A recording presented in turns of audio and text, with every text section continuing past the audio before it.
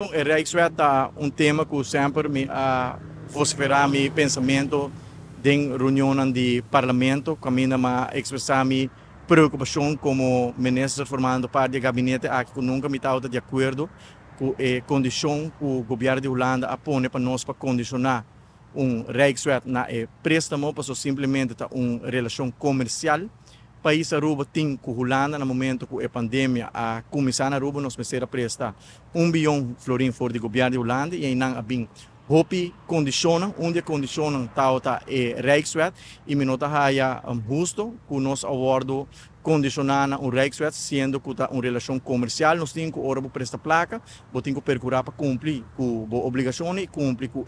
pago correspondente na préstamo e pensar uma vez com a misi onde estão com nota na favor de Rijkswet condicionar préstamo assim aí para somente que nós forma parte de Reino Holandês, nós temos passaporte holandês e no momento mais nós temos de cooperação do governo Holanda, nós acordo condicionar no Rijkswet, como em minha opinião, não está algo justo para nós vai cumprir com ele. Ministro, o único que a opone den ministro até aqui. Bom, de caso aqui, a decisão de ministro está queda